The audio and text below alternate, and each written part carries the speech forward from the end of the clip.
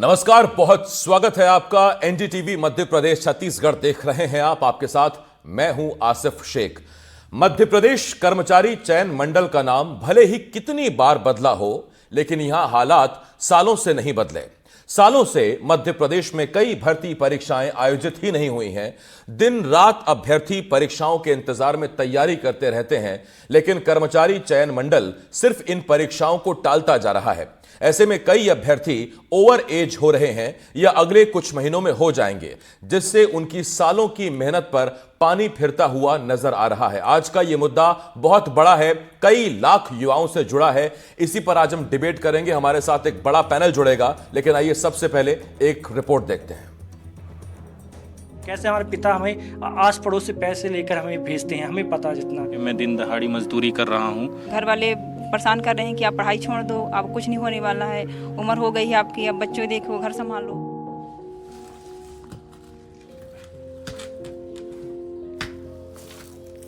Prince Satna से Bhopal sub inspector परीक्षा की तैयारी करने आए थे। 2017 में परीक्षा दी, पास नहीं हुए। भोपाल में रुककर तैयारी करने लगे। 2017 के बाद से अब तक भर्ती नहीं निकली है। घर के हालात ठीक नहीं हैं, सो पढ़ाई के साथ दिहाड़ी मजदूरी करते हैं। दिन भर मजदूरी, रात में पढ़ाई। परेशान है, कुछ सालों में ओवरएज हो जाएंगे। सरकारी नौकरी की तैयारी 2017 से कर रहा हूँ। कुछ क्षणिक मात्र नंबरों से रह जाने के कारण आज मेरी स्थिति आ गई है कि मैं दिन दहाड़ी मजदूरी कर रहा हूँ और आर्थिक स्थिति एक भी अच्छी नहीं है। जहाँ दुनिया चांद पे पहुँच रही है, वहाँ आज मेरे पास एक छोटा सा कीपैड मोबाइल है। मैं ओवर एज भी होने वाला हूँ। अगर जो सरकार 2-4 महीने में भर्ती नहीं दे रही है तो मैं ओवर एज हो जाऊँगा, फिर मैं किसी लायक नहीं रहूँगा। तो पढ़ा लिखा ना पढ़ा लिखा मेरा सब बराबर हो जाएगा। 7 साल पहले अजीत उमरिया के एक छोटे से गांव से भोपाल के लिए सब इंस्पेक्टर बनने का सपना लेकर निकले थे। भोपाल में एक छोटे से 8x10 के कमरे में रहकर सालों से पढ़ रहे हैं। 2017 के बाद से अब तक बस सब इंस्पेक्टर की परीक्षा होने के इंतजार में है। अजीत 1 साल बाद ओवरएज हो जाएंगे। पिता छोटे किसान हैं, घर वालों की उम्मीद सालों पहले खत्म हुई। अब अजीत की भी हिम्मत जवाब देने लगी है। लगभग मुझे 8 साल हो गए इसकी तैयारी करते हुए, लेकिन अभी तक इस भर्ती में कुछ भी अपडेट नहीं मिला मैम। और मैं इसी आस में हूँ कि ये बहुत जल्दी भर्ती आए, लेकिन हमारे कहीं से भी कोई स्रोत नहीं मिल रहा जिससे कि हम इस भर्ती की तैयारी कर पाएँ। और हमारी अभी उम्मीदें भी टूटती जा रही हैं। जैसे हमारी एज खत्म होगी, इसके बाद हमारे पास कोई चारा रहेगा नहीं। अब यहाँ 5 से 6 हज़ार हम हॉस्टल में चाहिए। इतना छोटा रूम के लिए हम लोग 3-3 हज़ार पे करते हैं। यहाँ खाना भी अच्छा नहीं मिलता, उतना 3 हज़ार खाने के लिए पे करते हैं। मतलब क्या मोटा कहीं तो हमारे पास बहुत दिक्कत समझ करना है। कैसे हमारे पिता हमें आस पड़ोस से पैसे लेकर हमें भेजते हैं, हमें पता जितना। सतना की रहने वाली पूजा कुशवाहा ने 2017 में महिला सुपरवाइजर परीक्षा के लिए तैयारी शुरू की। तैयारी करती रही, भर्ती नहीं निकली। घर वालों ने पूजा की शादी करवा दी। अब घर और बच्चों को संभालने के साथ पढ़ाई तो कर रही हैं, लेकिन ये आखिरी साल था। अब अगले साल ओवरएज हो जाएंगी। आखिरी बार 2014 में सुपरवाइजर की वैकेंसी आई थी। मध्य प्रदेश से महिला पर्यवेक्षक की तैयारी कर रही हूँ और 2017 से अभी वैकेंसियाँ नहीं निकली हैं। 1 साल बचा है और घर वाले परेशान कर रहे हैं कि आप पढ़ाई छोड़ दो, अब कुछ नहीं होने वाला है, उम्र हो गई है आपकी, अब बच्चों देखो, घर संभालो, आपकी बस की नहीं है पढ़ाई, तो हम क्या करें। ये 3 चेहरे उन लाखों चेहरों के नुमाइंदे हैं जो उम्र और परीक्षा की तारीख से लड़ रहे हैं। वर्दी वाले पदों के लिए सामान्य उम्मीदवार 33 साल की उम्र में ओवरएज हो जाते हैं, लेकिन हालात ये है कि रोजगार दफ्तरों में ही 26 लाख रजिस्टर्ड बेरोजगार हैं। 2024 में 8 भर्ती परीक्षा होनी थी, 2 हुई। ग्रुप 3 की सब इंजीनियर, सहायक मानचित्रकार, टेक्नीशियन के नतीजे नहीं आए। ITI ट्रेनिंग ऑफिसर का रिजल्ट पेंडिंग है। 2023 में वन क्षेत्र रक्षक और जेल प्रहरी का रिजल्ट पेंडिंग है। 2 लाख छात्रों को रिजल्ट का इंतजार है।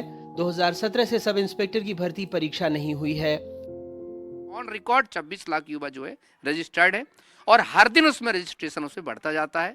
और बहुत सारे युवाओं का तो मोह भंग हो गए, तो बहुत सारे युवा जो है अब उसमें रजिस्ट्रेशन नहीं करवाते हैं। तो जो वर्दीधारी नौकरियों में जो एज का क्राइटेरिया होता है बहुत फैक्टर करता है, क्योंकि जैसे जैसे एज बढ़ती जाती है तो आपको जो एफिशिएंसी है फिजिकल की करने की, तमाम चीजें करने की, तो उससे लाखों युवा लोग लगभग हर साल जो है आउट होता जाता है।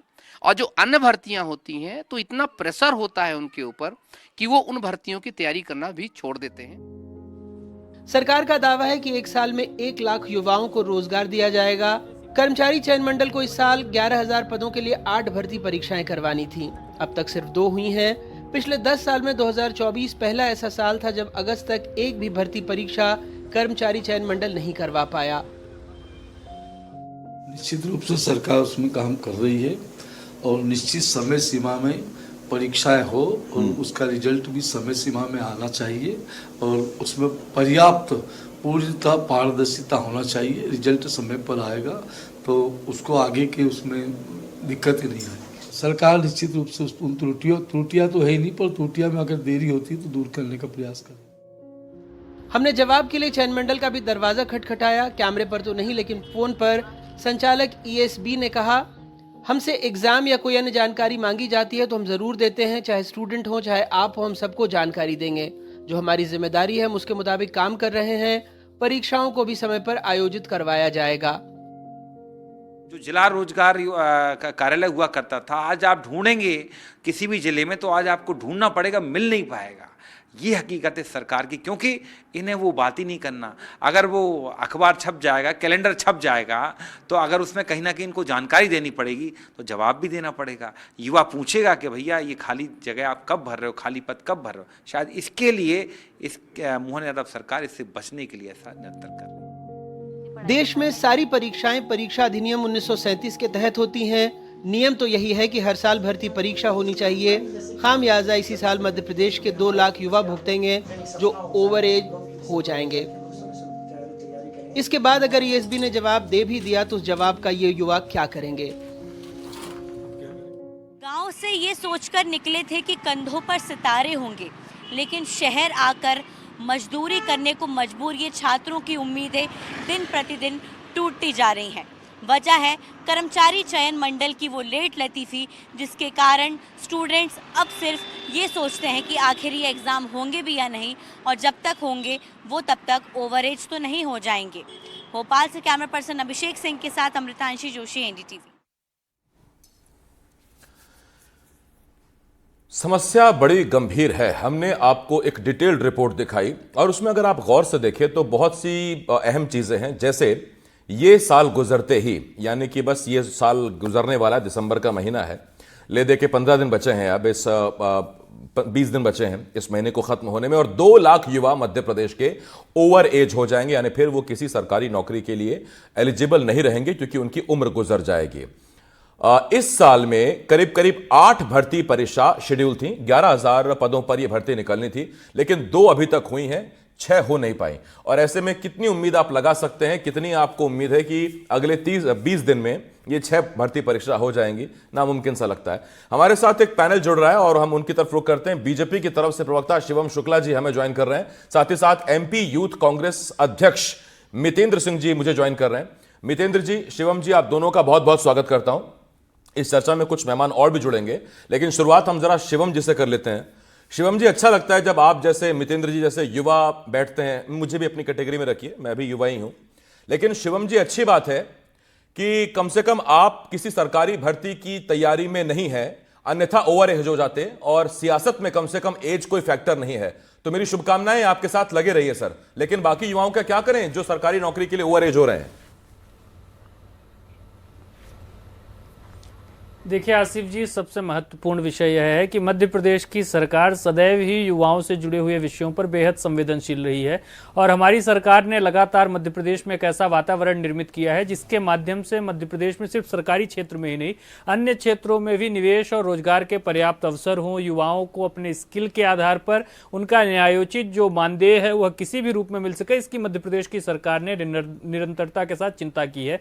सबसे महत्वपूर्ण विषय यह है कि अगर कोई भी, हमने देखा था कि कोविड के वर्षों में कई सारे युवा ओवर एज हो रहे थे, तो हमने पुलिस और इस प्रकार के शिक्षा विभाग की भर्तियों में उसमें एक छूट दी थी। अगर अभी भी कुछ युवाओं को कोई मामला कोर्ट में लंबित होने की वजह से या अन्य कारणों की वजह से भर्ती परीक्षाएं आयोजित नहीं हो पा रही हैं अथवा रिजल्ट अटका है, तो हम सहानुभूतिपूर्वक विचार करेंगे। आप लोग लोकतंत्र के चौथे स्तंभ हैं, आपके माध्यम से भी इस प्रकार की चीजें सामने आ रही है, तो स्वाभाविक तौर पर माननीय मुख्यमंत्री जी भी संज्ञान लेंगे, और जहां पर भी न्यायोचित आवश्यकता समझ में आएगी उसमें हम एज में एक रिलैक्सेशन देने पर भी पूरी गंभीरता पूर्वक विचार करेंगे। और दूसरी जो सबसे महत्वपूर्ण चीज है, युवाओं से जुड़े हुए विषयों पर भारतीय जनता पार्टी की सरकार एक कदम आगे जाकर के निर्णय लेती है। इस प्रकार की चीजें अगर आज हमारे सामने आ रही हैं, युवाओं के लिए मध्य प्रदेश के मुख्यमंत्री जी हम देख रहे हैं कि देश से लेकर के विदेश तक में लगातार किस स्तर पर प्रयास कर रहे हैं। अभी जो इन्वेस्टर कॉन्क्लेव उन्होंने की, तो सरकारी क्षेत्रों में तो मध्य प्रदेश में अभी 1 लाख आज ही ऊर्जा विभाग में भर्ती के जो नोटिफिकेशन आया है। इससे पहले स्वास्थ्य में एक मसौदा तैयार किया जा रहा है जिसमें मध्य प्रदेश में रिकॉर्ड स्तर पर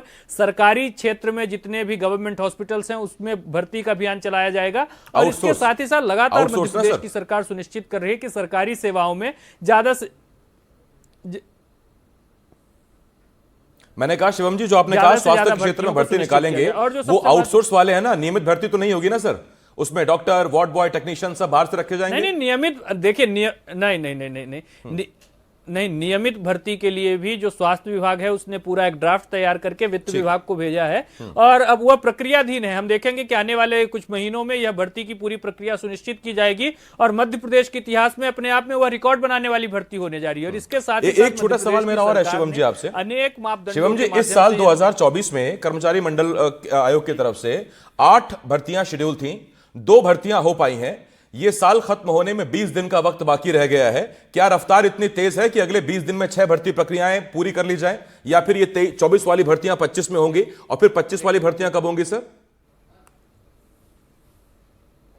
देखिए, मध्य प्रदेश की सरकार ने अपने संकल्प पत्र में 2.5 लाख सरकारी भर्तियों का वादा किया था और स्वाभाविक तौर पर इन 5 वर्षों में मध्य प्रदेश की सरकार ने एक डिटेल्ड नोटिफिकेशन और कैलेंडर जारी करके स्पष्ट किया था कि किस प्रकार से इन भर्तियों को करने की प्रोसेस की जाएगी। अभी नवंबर माह में ही माननीय मुख्यमंत्री जी ने इस संबंध में बहुत स्पष्टता पूर्वक एक बयान दिया था और उसके माध्यम से तमाम चीजें आज पब्लिक के डिस्क्लोजर में है और सब समझ रहे हैं कि कैसे इस पूरी प्रक्रिया को किया जाए। दूसरा जो सबसे महत्वपूर्ण विषय है, इस वर्ष में हमारे प्रदेश में चुनाव थे, लोकसभा के चुनाव थे, उसकी वजह से कई सारी चीजें लंबित हुई। कई मामले न्यायालय में विचाराधीन है, कईयों में आरक्षण का विवाद है, कईयों में अन्य कारणों की वजह से। तो इन तमाम चीजों का निराकरण करके यथासंभव तरीके से अगर एज में रिलैक्सेशन देने की भी आवश्यकता पड़ेगी, विद्यार्थियों से संवाद स्थापित करने के पश्चात, तो सरकार उसमें भी गंभीरतापूर्वक विचार करेगी और मध्य प्रदेश के एक एक युवा का भविष्य कैसे सुरक्षित हो, आगे ले जाता हूं। इसके लिए मध्य प्रदेश की सरकार पूर्णतः कटिबद्ध है। इस्तेमाल किया शिवम जी, एक तो आपने कहा कि अगर एज रिलैक्सेशन में कुछ हो सकेगा तो जरूर किया जाएगा, तो वो एक तो रिलैक्सेशन वाली बात, और जो दूसरे आपने कही कि चुनाव थे, तो फिर यही दोनों तर्क तो पूर्व की कमलनाथ सरकार से भी जुड़े हुए थे। 15 महीने की सरकार थी, उसमें भी चुनाव थे। और रही बात रिलैक्सेशन की, तो सर ये रिलैक्सेशन आप देते हैं क्या उस वक्त की सरकार को? जरा मितेंद्र जी से सवाल पूछ लूं। मितेंद्र जी, क्या यही आप एक्सक्यूज अभी भी देंगे कि हम तो 15 महीने ही थे, 5 साल होते तो ये कर देते, वो कर देते? उस वक्त कितनी भर्तियां निकाल पाए आप? क्योंकि शिकायत तो आपसे भी है युवाओं को। आसिफ भाई, पहले तो मैं धन्यवाद कहूंगा कि इस मुद्दे को आपने उठाया इस माध्यम से। जी, जिस तरीके से हमारे भाई ने अपनी बात रखी, मैं सिर्फ इतना कहना चाहूंगा कि नाम बदलने से नौकरियां नहीं मिलती हैं। पहले नाम व्यापम था, अब इन्होंने मंडल कर दिया। सवाल ये है कि हम लोगों को 2 सेकंड के लिए पार्टी भाव से उठ के ये पूछना चाहिए कि उस किसान के बेटे का दर्द क्या है जिसने 7 साल से एसआई की भर्ती नहीं दी है। उस महिला का दर्द क्या है जिसके घर में खाने के लिए रोटी नहीं है, पर वो अपनी बेटी को पढ़ा के परीक्षा के लिए तैयारी करा रही है। हम और आप अपने जीवन में सुविधापूर्ण जीवन जी रहे हैं, पर ये बातें कर देना कि सरकार तैयारी कर रही है, योजना बना रही है, तो इनसे पूछिए कि नर्सिंग घोटाले में जो बेचारे 4 साल का गैप बच्चों को मिला कि फर्स्ट ईयर का पेपर 2024 में खत्म हुआ है, तो हम किस तरफ नौजवानों को लेके जाना चाह रहे हैं कि 4-4 साल के गैप में फर्स्ट ईयर खत्म हो रहा है। और दूसरी बात, मैं अपने भाई से कहना चाहता हूं कि इस समय हमें सरकार को ये बताने की ज्यादा आवश्यकता है कि अगर मध्य प्रदेश का नौजवान को आप बेरोजगार बना रहे हैं, वो आने वाले समय में आने वाली पीढ़ी हिसाब पूछेगी कि आप ये समझिए 6.5 लाख आवेदन कांस्टेबल के लिए आए थे 2017 में, भर्ती नहीं हुई। फिर से 5.5 लाख फिर कांस्टेबल के आवेदन आए, अब जाके कांस्टेबल की 7 साल में एग्जाम हुए हैं। अब एसआई की तो 7 साल में भर्ती ही नहीं निकली है। सवाल ये है कि आपकी क्या रणनीति है, क्या योजनाएं हैं? हजारों जुमले, हजारों वादे भाजपा 25 साल में कर चुकी है मेरे भाई। इस समय नौजवान आप भी हैं, मैं भी हूं, आप उनकी पीड़ा समझिए।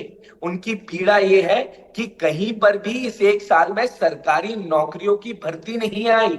और जो 2.5 लाख की बात मेरे भाई आपने की, ये वादा सरकार को इसी साल निभाना था। ये तो इलेक्शन तो प्रोसेस है, ये 25 साल से भी चल रहा है, आगे भी चलता रहेगा।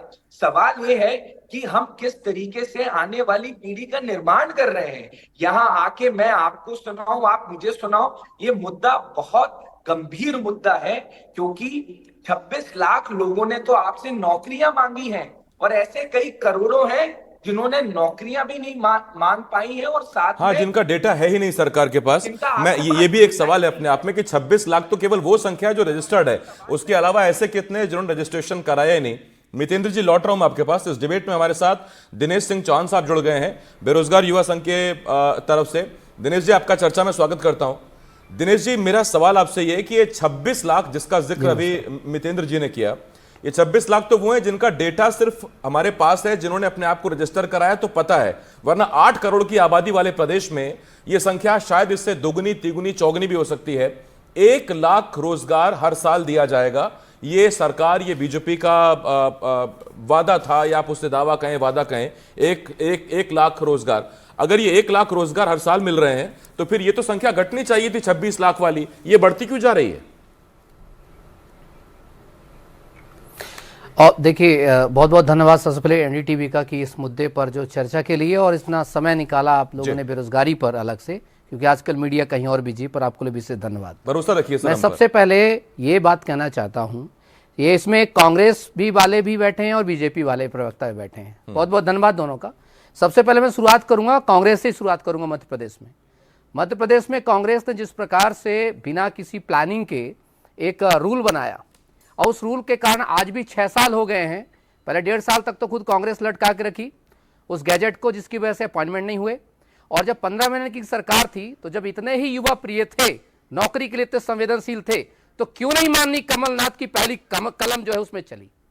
क्या दिक्कत थी कि 15 महीने तक जो है सरकार उस पर अपनी साइन नहीं कर सकी? क्या दिक्कत थी कि जो पिछली भर्तियों को जो है उसने कंटिन्यू नहीं करा सकी? क्योंकि हमारा पहला आंदोलन कमलनाथ सरकार खिलाफ ही हुआ था। और उसके बाद जब मामा जी, सो कॉल्ड मामा जी जब आए, और उन्होंने हर साल बस एक ही वादा किया कि हम 1 लाख भर्ती निकाल रहे हैं, और 10,000 पदों पर भर्ती पूरी नहीं कर पाए। और बता दूं, जो डाटा है, आंकड़ा भी मैंने 26 लाख का जो जिक्र किया गया, 26 लाख नहीं, करोड़ों है। एक्चुअली कर ये रहे हैं कि ये रेगुलर अपॉइंटमेंट पर संविदा के तौर पे भर के, कॉन्ट्रैक्ट पे भर के, या उनको डेली दिहाड़ी के तौर पे भर करके उनको काउंट कर रहे हैं इसको रेगुलर अपॉइंटमेंट में। सच्चाई ये है, और इस सच्चाई से बच रही है सरकार आज के समय में। और उस सरकार बताने का बिल्कुल भी ये नहीं सोच रही है, बचाने डर भी इसलिए रही है क्योंकि जब इनसे आंकड़े मांगे जाते हैं जीएडी से, ये तीसरी बार है, आज की अखबार में पढ़िएगा, ये तीसरी बार है जब सरकार ने सामान्य प्रशासन से मांगा है कि कितने पद खाली हैं। अभी दिसंबर 2022 में मांगा था, तो 1 लाख पद, कम से कम 1 लाख से ज्यादा पद खाली बताए गए थे। लोकसभा में अपने रिप्लाई में मध्य प्रदेश के तरफ से सरकार ने कहा था कि 1.5 लाख पद तो मत शिक्षक भर्ती के खाली पद हैं, जिसमें वर्ग 1, वर्ग 2, वर्ग 3 के। और उन संविदा शिक्षकों को अगर आप सम्मिलित करके आंकड़ा बनाएंगे, और जितने भी ये संविदा के तौर पर, डेली दिहाड़ी के तौर पर, कलेक्टर रेट के तौर पर जो रख लिए जाते हैं, इनको भी अगर इंक्लूड कर देंगे, तो आपका आंकड़ा कहेगा कि हम 1 लाख नहीं 2 लाख रुपए रोजगार दे चुके। रोजगार मेला लगाते हैं, 8,000 रुपए की नौकरी नहीं दिला पाते लोग। रोजगार मेला के नाम पर बस बच्चा जाता है, 2-4 पैसे जो उसके पास होता है वो भी जाके बर्बाद हो जाता है इनका। इन्होंने पूरे डिस्ट्रिक्ट से, हर जिले से रोजगार कार्यालय बंद कर दिए हैं। पहले तो रोजगार कार्यालय होते थे, रोजगार कॉलम जाके आप पंजीयन करा सकते थे, लेकिन अब कहा नहीं, अब आप जो है सिर्फ ऑनलाइन कराइए, और ऑनलाइन कराने के बाद उसको रख लीजिए, और उसके रखने के बाद कोई उसका महत्व नहीं है, ना ही कोई उसको कभी पूछता है कि आपके पास बेरोजगार का अगर सर्टिफिकेट है तो आओ हम आपको नौकरी दिला देते हैं। संविदा में एक और बड़ा दर्द है, भाई भतीजावाद बहुत ज्यादा चलता है। मैं प्रैक्टिकल बात बताता हूँ जो डेली में जुड़ता हूँ, क्योंकि मैं कोई पॉलिटिकल पर्सन हूँ नहीं, मैं मध्य प्रदेश बेरोजगार युवा के अध्यक्ष के तौर पर बता रहा हूँ, जो कि उसमें हर व्यक्ति, चाहे मेरे भाई साहब के साथ भी रहने वाले व्यक्ति मुझसे जुड़े हैं, कांग्रेस की तरफ से रहने वाले व्यक्ति जुड़े, सब जो जुड़े हुए हैं, क्योंकि बेरोजगारी बड़ी घातक चीज होती है, वो ये नहीं देख के आती किस नहीं, बिल्कुल ठीक बात है आपकी। और इस बेरोजगारी का दंश कैसे झेल रहे हैं अजीत कुमार और प्रिंस गौतम हमारे साथ जुड़े हुए हैं। दिनेश जी, मैं लौट रहा हूं आपके पास। अजीत कुमार जी और प्रिंस गौतम जी हमारे साथ जुड़ गए, आप दोनों का स्वागत करता हूं। पहले तो सवाल मेरा अजीत जी आपसे है। अजीत जी, मुझे जरा कम शब्दों में ये बताइए कि किस भर्ती की तैयारी कर रहे हैं और कितने महीने, कितने साल आपके पास बचे हुए एज के तौर पे? सर लगभग मैं एमपीएसआई की तैयारी कर रहा हूँ, एमपी सब इंस्पेक्टर की तैयारी कर रहा हूँ। और इसकी जो लास्ट वैकेंसी आई थी 2017 में आई थी सर, 2017 में। उसके मेरा अभी लगभग मुझे मुश्किल से 1-2 साल और बचे हैं। इसके बाद मेरी जो एज होगी वो पूरी क्या खत्म हो जाएगी। जो 33 वर्ष की आयु होती सामान्य के लिए वो खत्म हो जाएगी। मैं लगभग 2017 से वेट कर रहा हूँ। 2017 के बाद मेरा एजुकेशन कंप्लीट हो गया, तमाम चीजें हो गई थी। मैं सोचा चलिए 2018 में आएगी, 19 में आएगी, 20 में, चलिए 21-22 मान लीजिए आपके किसमें कोरोना में चला गया, लेकिन 23 चला गया, 24 से खत्म होने वाला सर। लेकिन एसआई की भर्ती जो 8 सालों से दिख ही नहीं रही है, ये आपका 24 में खत्म होने वाला, मतलब 8वां साल स्टार्ट हो जाएगा। लेकिन अभी तक एसआई की भर्ती को कहां क्या करने लगा अभी तक पता नहीं। कहते जब भी पूछा जाता है कि एसआई भर्ती क्या चल रहा है तो कहीं कह देंगे सर अभी सिलेबस में चेंजेस हो रहा है, पारदर्शिता दिखाने के लिए हम इसमें कुछ सिलेबस चेंज कर रहे हैं, कुछ इसमें प्री मेंस का कुछ सिस्टम ला रहे हैं, मतलब अलग अलग तरीके से घुमाए फिराए जा रहा है मतलब। और कभी भी ये जो एसआई की भर्ती है अखबारों तक सीमित कर दी गई है, इसको कुछ भी स्पष्ट तरीके से नहीं बताया जा रहा। जैसे 1 लाख प्रिंस जी, यही सवाल मेरा आपसे है, कितनी एज रह गई आपकी और किस भर्ती की तैयारी कर रहे थे? जी सर मैं 2017 से तैयारी के उसमें किया था। मैं 2017 में एमपीएसआई के कुछ नंबरों से रह गया था सर। तब से मैं अपने घर से दूर यहाँ भोपाल पे रह के तैयारी कंटिन्यू कर रहा हूँ। आज 7.5 साल हो गए हैं सर। मैं ओवर एज होने वाला हूँ सर। ऐसी स्थिति आ गई है कि सर मुझे पढ़ाई के लिए सर मजदूरी के लिए बेबस होना पड़ रहा है सर कंटिन्यू, क्योंकि इतना डिप्रेशन और घर वाले साथ नहीं दे रहे हैं। मानसिक मेंटलिटी सारी चीजें, हर भर्ती आती है सर, लेकिन रोज अखबारों पे हर दिन भर्ती आती है, पर वो एमपी पीवीबी के व्यापम के साइट पे कभी नहीं आती सर। तो हालत ऐसी हो चुकी है कि मेंटलिटी और मानसिक डिप्रेशन भी सर इस तरह जूझ रहे हैं कि अब कुछ नहीं कहा जा सकता सर। 1-2 महीने बाद ओवर एज हो जाएंगे सर। ठीक है शिवम जी, देखिए एक फैक्ट ये कहता है कि अगर क्षमता के अनुरूप आपको पगार नहीं मिल रही है, पोस्ट नौकरी नहीं मिल रही है, तब भी आप बेरोजगार ही माने जाएंगे। ये स्थिति देख लीजिए सर कि आए थे एसआई भर्ती के लिए, कंधों पे सितारे लगाने के सपने थे, लेकिन जो धुंधले सितारे थे, अपने तारे थे छोटे मोटे, वो भी एकदम गर्दिश में चले गए हैं। अब भी आप कहते हैं कि हाँ वादे हैं, आगे होगा, कब होगा। ये 2 तो मैंने आपके सामने आपको एग्जांपल दिए हैं, प्रिंस जी और अजीत जी हमारे सामने बैठे हुए हैं। ऐसे लाखों करोड़ों बेरोजगार बैठे हैं अभी एमपी के। देखिए पहली चीज तो यह है आसिफ जी की करोड़ों संख्या में बेरोजगार नहीं हो सकते। इससे पहले भी आपने कहा था 2 गुना, 3 गुना, 4 गुना, 5 गुना, हर चीज का एक तथ्यात्मक डाटा होता है। आप दे दीजिए। और सबसे महत्वपूर्ण चीज है, अभी पीरियोडिक लेबर फोर्स की रिपोर्ट आई थी मध्य प्रदेश की सितंबर महीने की आसिफ जी, उसमें मध्य प्रदेश और गुजरात ने देश में सबसे कम बेरोजगारी की जो दर है उसको अकाउंट किया है। मैं ये नहीं कहता, मैंने, अरे आप सुनिए, मध्य प्रदेश में देखिए ये अगर राजनीतिक रूप से डिबेट करना चाहते हैं, मैं तो इनकी संवेदना और करुणा को समझ रहा हूं। अगर एक व्यक्ति भी अपने संघर्ष का जो उसका परिणाम है उसको वो नहीं मिलता, तो हमारे लिए कहीं ना कहीं वह सहानुभूति का विषय है और हम उसके लिए पूरी संवेदना रखते हैं। लेकिन जो बृहत्तर तौर पर मध्य प्रदेश की सरकार के प्रयास रहे हैं उसमें कहीं से कोई कमी नहीं रही है। मध्य प्रदेश की सरकार ने अपने स्तर पर पुरजोर प्रयास किया है, चाहे सरकारी सेवाओं में पर्याप्त संख्या में भर्तियों को आमंत्रित करने का विषय हो, अथवा निजी क्षेत्र में निवेश को आकर्षित करते हुए युवाओं के लिए रोजगार के नए अवसर को सृजित करने का विषय हो। मध्य प्रदेश की सरकार दोनों ही मोर्चों पर अव्वल रही है। और मैंने आपको रिपोर्ट दिखाई कि मध्य प्रदेश देश के अग्रणी राज्यों में है गुजरात के साथ, जहां बेरोजगारी दर सबसे कम है। और सबसे महत्वपूर्ण चीज यह है कि एक एक घटना, एक एक इस प्रकार का जो इंस्टेंस है हमारे लिए पीड़ादायी है कि अगर एक भी छात्र अपने मेहनत के पश्चात कोई उसकी टेक्निकल इश्यूज की वजह से, न्यायालयीन मामला विचाराधीन होने की वजह से या उस तत्कालिक 2 बातें हैं सर। पहली बात यह कि भर्ती प्रक्रिया अगर पहले ही इतनी पारदर्शी हो तो उसमें दिक्कत ही क्या, कोर्ट क्यों जाएगी? नियमों का पालन होगा तो कोर्ट क्यों जाएगा, कोई मसला। लेकिन आजकल हर भर्ती प्रक्रिया रिजल्ट निकलने के बाद कोर्ट चली जाती है। मैं मितेंद्र जी आपके पास आ रहा हूं। मितेंद्र जी, सरकार की अगर मंशा में कोई समस्या नहीं है तो फिर आप ब्यूरोक्रेसी को टाइट करिए ना। आप अगर 7-8 साल से एसआई की भर्ती नहीं निकाल पा रहे तो उसकी 2 वजह हैं, या तो इच्छा शक्ति नहीं है या फिर आपको एसआई की आवश्यकता ही नहीं है।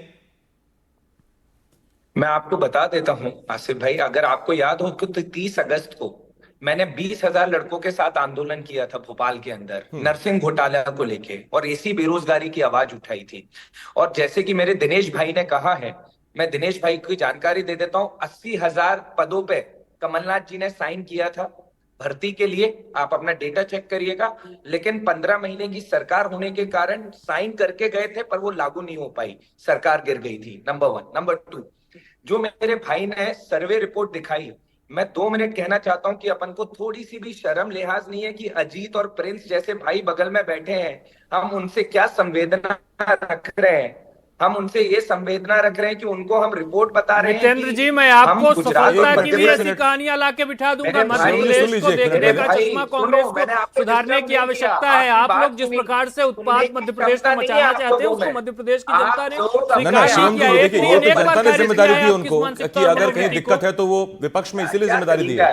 क्या तरीका शिवम भाई, आप जब बोल रहे थे हम सुन रहे थे। जनता ने उद्दंडई करने के लिए जिम्मेदारी नहीं दी आसिफ जी, जनता ने जिम्मेदारी दी है निष्ठा पूर्वक मध्य प्रदेश के युवाओं की आवाज को रखने का, और कांग्रेस उसमें पूरी तरीके से विफल साबित हुई है। बातें मत दीजिए, भाषण मत दीजिए, 2.5 लाख नौकरियां दीजिए। और इनकी जो ओवर एज, तो 2.5 लाख नौकरियां तो हमने 1 लाख नौकरियां ऊर्जा विभाग में, अन्य विभागों से 2 लाख नौकरियों से ज्यादा का नोटिफिकेशन वर्तमान वर्ष में कर दिया है माननीय मुख्यमंत्री जी। अरे तो जब बार बार मैं आपसे ये पूछ रहा हूँ कि इस साल की शेड्यूल जो भर्तियां हैं वो पूरी क्यों नहीं हो पाई, तो शिवम जी आप कुछ कहते नहीं है। मध्य प्रदेश की सरकार पूरी तरीके से सृजित कर रही है। मैं सिर्फ एक मुद्दे पे उससे कुछ निकलेगा क्या? एक मिनट, आप दोनों रुक जाइए, एक मिनट। दिनेश जी, मैं आपको एक छोटा सवाल पूछता हूं आपसे, बड़ी सीधे सा। देखिए, आप भी अगर जिम्मेदारी डालने पे आएंगे तो फिर ये आधा घंटा 1 घंटा पूरा दिन बैठेंगे, कुछ निकलने वाला नहीं। आप मुझे 2 सुझाव बता दीजिए जिससे कुछ अगर हो सके इन बेरोजगारों का, कुछ अगर हो सके तो। कुछ है सुझाव आपके पास? सबसे पहला 2023 में जो एग्जाम लिए हैं मई जून में, मध्य प्रदेश वन रक्षक, मध्य प्रदेश उप जेल अधीक्षक और जो है फॉरेस्ट गार्ड क्षेत्र रक्षक का, ये 3 एग्जाम कंबाइन करके लिए मई में फिजिकल करवा लिया, सब कुछ का। साल भर से रिजल्ट रुका हुआ है, वो बच्चों को रिजल्ट तो दे दो, उसको पता चल जाए मैं इन हूं कि आउट हूं। अब इसमें कौन सी चीज का अंत करना। व्यापम को एक छोटा सा अगर ये चीज समझा दिया जाए, ऊपर से अगर इसको बोल दिया जाए कि भाई जो रिजल्ट आप करते हो, जो आप एग्जाम लेते हो, उसका टाइमली रिजल्ट जारी कर दो। यूपीएससी भी एग्जाम कराता है, आज एग्जाम कराता है, 15 दिन में प्री का रिजल्ट देता है, दूसरे महीने में मेंस का रिजल्ट, मेंस का नोटिफिकेशन जारी करता है, 3 मतलब साल भर में पूरी प्रक्रिया है, प्री मेंस इंटरव्यू कंप्लीट कर देता है। आप एक लेवल की अगर भर्ती नहीं करवा पा रहे तो कितनी बड़ी समस्या की बात है। नहीं, ठीक बात है ये कि देखिए भर्ती निकालने गलत चीज है, लेकिन जो परीक्षाएं करा दी कम से कम उसका नतीजा अगर टाइमली नहीं आता है तो फिर तो सवाल उठेंगे। लेकिन अब जैसा शिवम जी वादा कर रहे हैं, दावा कर रहे हैं, तो जरा आने वाले दिनों में देख लेते हैं कि ये दावे कितने फलीभूत होते हैं। बाकी इस साल को तो आप गुजरा हुआ साल ही मानिए। 24 की भर्तियां 25 में जाएंगी तो फिर 25 की भर्तियां भी 25 में होंगी क्या, ये जरा देखना होगा। बाकी मैं बहुत धन्यवाद करता हूं आप सभी का हमारे साथ जुड़ने के लिए। शिवम जी, मितेंद्र जी और दिनेश जी, आपका धन्यवाद। अजीत जी, प्रिंस जी, आपका भी बहुत बहुत शुक्रिया, आप हमारे साथ जुड़े, इस डिबेट का हिस्सा बने। वक्त मेरे पास खत्म हो गया, छोटे से ब्रेक के लिए हमें यहाँ रुकना होगा। ब्रेक के उस पार भी तमाम बड़ी खबरें जल्द लौट रहे हैं।